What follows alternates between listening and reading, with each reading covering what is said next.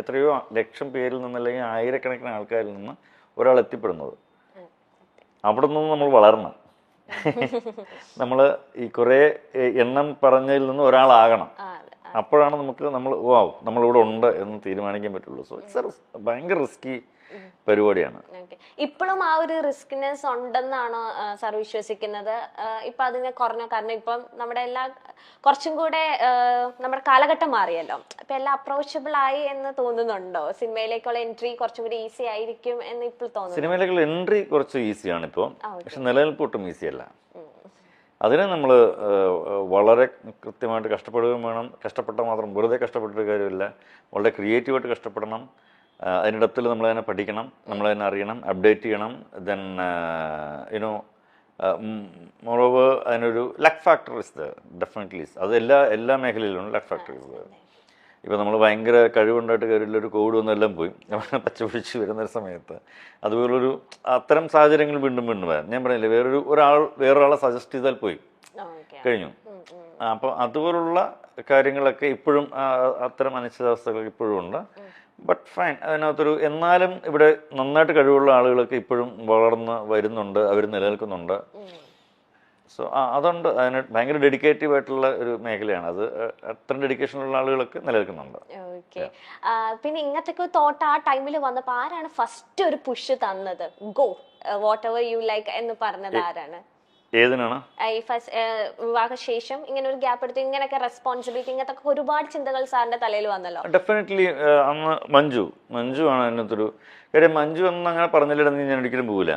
മഞ്ജു കുഴപ്പമില്ല, ഇവിടെ പോയിട്ട് ബാക്കി ഞാൻ പറഞ്ഞ സാമ്പത്തികം കുഴപ്പമില്ല, നമുക്ക് മാനേജ് ചെയ്യാം. അപ്പം നമുക്ക് ചില കാര്യങ്ങൾ വേണ്ടാന്ന് വെക്കുക, നമ്മുടെ ചില ഇഷ്ടങ്ങളൊക്കെ വേണ്ടാന്ന് വെക്കുക. അങ്ങനെ ഒരു 5-6 വർഷം ഞങ്ങളുടെ പല ഇഷ്ടങ്ങളും വേണ്ടാന്ന് വെച്ച്, യാത്രകളൊക്കെ വേണ്ടാന്ന് വെച്ച് ഞങ്ങൾ വളരെ കംഫർട്ടായിട്ട് മൂവ് ചെയ്തിട്ടുള്ളൊരു സിറ്റുവേഷൻ ഉണ്ട്. മഞ്ജു അന്ന് സീരീസ് വർക്ക് ചെയ്യുന്നുണ്ടായിരുന്നു. വീണ്ടും ജാനി ഉണ്ടായതിനു ശേഷം വീണ്ടും വർക്ക് ചെയ്യാൻ തുടങ്ങിയിരുന്നു. സോ അതിനൊക്കെ തുടങ്ങിയിട്ടേ ഉള്ളൂ. അപ്പം ഭയങ്കര ഇതല്ല. പിന്നെ അതുമല്ല, അന്നത്തെ കാലത്ത് എമൗണ്ട്സ് ഒക്കെ വളരെ കുറവാണ് കിട്ടുന്നതൊക്കെ. സ്വാഭാവികം കൊണ്ടും ഇപ്പോൾ ഉള്ള ഒരു ഫാൻസി എമൗണ്ട് ഒന്നും വന്നില്ല. അപ്പോൾ അതിൻ്റെയൊക്കെ ഭയങ്കര ബുദ്ധിമുട്ടും കാര്യങ്ങളൊക്കെ ഉണ്ടായിരുന്നു. ആ ബുദ്ധിമുട്ട് ഇപ്പോഴും നമുക്കുണ്ട്. അല്ല ഇപ്പൊ എങ്ങനെയാ സാർ ഇപ്പൊ സേവിങ്സ് ഒക്കെ ചെയ്യാറുണ്ടോ? എങ്ങനെയാണ് സാറിന്റെ? ഇതിന് ഫ്ലക്ച്വേഷൻസ് എപ്പോഴും വരും.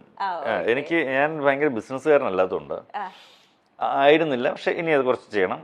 ഒട്ടും ബിസിനസ്സുകാരനല്ലാത്തത് കൊണ്ട് തന്നെ അത്തരം സേവിങ്സും കാര്യങ്ങളും ഡെഫിനറ്റ്ലി ഞാൻ ചിലപ്പോൾ അതിനകത്തൊരു ഭയങ്കര വലിയ പരാജയമാണെന്നാണ് എൻ്റെ വിശ്വാസം. പക്ഷേ ഞാൻ ജീവിതത്തിൽ അങ്ങനെ പരാജയപ്പെടില്ല എന്ന് ഉറപ്പിച്ച് വിശ്വസിച്ചുള്ള ഒരു കക്ഷി ആയതുകൊണ്ട് തന്നെ ഞാൻ അങ്ങനെ പിന്മാറാൻ തയ്യാറല്ല. Definitely I make something. സ്വയം ഭയങ്കര കോൺഫിഡൻസ് ഉള്ള വ്യക്തിയാണോ സാർ? ഉറപ്പായിട്ടുമാണ്. ഈ കോൺഫിഡൻസ് ഓവർ കോൺഫിഡൻസ് ഇല്ല, പക്ഷെ എന്നിലുള്ള കഴിവിലും എന്നിലും ആ ഒരു വിശ്വാസം, ചെയ്യാൻ പറ്റുമെന്ന് ഉറപ്പുള്ള കാര്യങ്ങൾ നമ്മൾ ഉറപ്പിച്ച് പറയും, അത് ഞാൻ ചെയ്യുകയും ചെയ്യും. ഓക്കെ. ഇങ്ങനത്തെ തന്നെ സാറിനെ പോലെ തന്നെ അല്ലെങ്കിൽ ഇത്ര കോൺഫിഡൻസ് ഉള്ള ഒരു വ്യക്തിയാണ് പൃഥ്വിരാജ് സുകുമാരൻ. ഉറപ്പായിട്ടും എന്നെക്കാളും കൂടുതൽ കോൺഫിഡൻസ് രാജുവേട്ടന് പറയുന്ന കാര്യങ്ങളെല്ലാം എന്നെക്കാളും കൂടുതൽ നന്നായിട്ട് ബിസിനസ് അറിയുകയും ചെയ്യാം. അതെ, സത്യം. പറയുന്ന കാര്യങ്ങളെല്ലാം കറക്റ്റ് ആയിട്ട്. നിങ്ങളുടെ ആ ഒരു ഗിവ് ആൻഡ് ടേക്ക് എങ്ങനെയാണ്? ഇപ്പൊ ലൂസിഫറില് സാറ് പറയുന്നത് അത്രേ ഉള്ളൂ, നത്തിങ് എൽസ്. മനസ്സിലാക്കാൻ പറ്റും, ഉറപ്പായിട്ട് മനസ്സിലാവും. അത് പല സെറ്റ് ഞാൻ പല ഇന്റർവ്യൂസിൽ ഇത് തന്നെ പറഞ്ഞിട്ടുണ്ട്.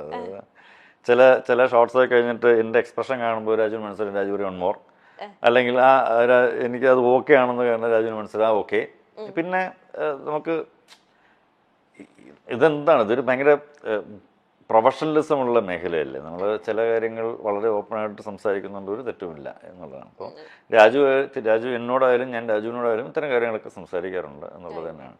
അതിപ്പം രാജു മാത്രമല്ല കേട്ടോ, മേ ബി മോസ്റ്റ് ഓഫ് നമ്മുടെ എല്ലാ ആക്ടേഴ്സിനോടും നമ്മളങ്ങനെ സംസാരിക്കുന്നുണ്ട്. ഇപ്പം ജയസൂര്യ വന്നാലും ജയസൂര്യ ഞാനിവിടെ നല്ല സുഹൃത്ത് ബന്ധമുള്ള വിഷയമാണ്. അതിൽ പലരുമായിട്ട് ഇന്ദ്രജിത്തുമായിട്ട് ഇതൊക്കെ ഇന്ദ്രജിത്തിനടുത്തൊക്കെ ഇത് പറഞ്ഞ ചെറുതായിട്ടൊന്നിങ്ങനെ നമ്മുടെ ഒരു ഇന്ദ്ര എന്ന് വിളിച്ചിട്ട് പറയാൻ പോയി ഓക്കെ. ഇപ്പൊ ഇങ്ങനെ ഒരു വൈബ് എപ്പോഴും നമുക്ക് അങ്ങോട്ടും ഇങ്ങോട്ടും കിട്ടും. അതുപോലെ തന്നെ ജയനും സാറ് പറഞ്ഞ കേട്ടിട്ടുണ്ട്. എൻ്റെ ഒപ്പം ഏറ്റവും ആദ്യമായിട്ട് വന്ന ക്യാമറ ചെക്ക് ചെയ്യാൻ വേണ്ടി വന്ന ഡയറക്ടർ പൃഥ്വിരാജ് സുകുമാരനാണ്. ഇപ്പോഴും ആള് തന്നെയാണ്? വേറെ ഡയറക്ടേഴ്സ് വന്നിട്ടുണ്ടോ? അതിന് മാറ്റം വന്നോ? രണ്ടുപേരെ കൂട്ടിച്ചേർക്കാറായോ? അല്ലല്ല, അതെന്താ അറിയാമോ, അതൊരു ഭയങ്കര ഡെഡിക്കേഷൻ. ഇപ്പൊ എനിക്ക് വളരെ മുമ്പ് എനിക്ക് ഞാൻ ക്യാമറമാൻ ആവണേക്ക് മുന്നേ ഞാൻ 2009 കണ്ട സിനിമ ചെയ്യുന്നത്. എനിക്ക് വേണമെങ്കിൽ 2005-ലോ 2006-ലോ സിനിമ ചെയ്യാം, അല്ലെങ്കിൽ ചിലപ്പോൾ 2002-ലൊക്കെ സിനിമ ചെയ്യാം. ഞാനത് ചെയ്യാണ്ടിരുന്നത് എല്ലാവരും എന്നോട് പറഞ്ഞിരുന്നു, സുഹൃത്ത് നിനക്ക് ലൈറ്റിംഗ് ഒക്കെ നന്നായിട്ട് ചെയ്യുന്നില്ലേ, നീ ഒരു കാര്യം ചെയ്യും, നീ ക്യാമറയുടെ മറ്റേ ടെക്നിക്കൽ വിങ്സ് ഒക്കെ അറിയാം, അപ്പം ഇത്രയൊക്കെ മതി, ഒരു അസോസിയേറ്റിനെ വെച്ചാൽ മതി. അപ്പം ഞാൻ പറഞ്ഞു, അത് അസോസിയേറ്റല്ലേ ചെയ്യുന്നത്, ഞാനല്ലല്ലോ. ഞാൻ ചെയ്യുമ്പോൾ അത് എനിക്ക് ധാരണകളുണ്ട്, ആ ധാരണയിൽ എനിക്ക് ചെയ്യാൻ പറ്റണം. അപ്പം എന്ത് വേണം, അപ്പം എനിക്ക് അതിനകത്ത് മുഴുവനായിട്ട് അറിയണം, ക്യാമറ ഇന്നതാണ്, ലെൻസ് ഇന്നതാണ്, എന്തൊക്കെയാണ് വേണ്ടത്, ഇതിനകത്ത് എത്ര കട്ട് ചെയ്യാം, എത്ര ഓപ്പൺ ചെയ്യാം, എന്ത് ലൂമിനൻസ് ഉണ്ട്, എത്ര മറ്റേ ആസ്പെക്ട് റേഷ്യോ എന്ത് വെക്കണം, അത് വെക്കണം, ഇതെല്ലാം അറിഞ്ഞിരിന്നിട്ട് ഞാൻ ചെയ്യുമ്പോഴാണ് ഞാനാകുന്നത്. അല്ലെങ്കിൽ പിന്നെ മറ്റേ പുള്ളിയിലേ ചെയ്യുന്നത്. അപ്പം അത് ചീറ്റിംഗ് അല്ല, ഇറ്റ്സ് നോട്ട് ഗുഡ്. അപ്പം അത് ഞാൻ ചെയ്യില്ല എന്ന് പറഞ്ഞിട്ട് അപ്പം അല്ലെങ്കിൽ അതുകൊണ്ടാണ് ഇത്രയും മോശം നമ്മൾ ലേറ്റ് ആകുന്നത്.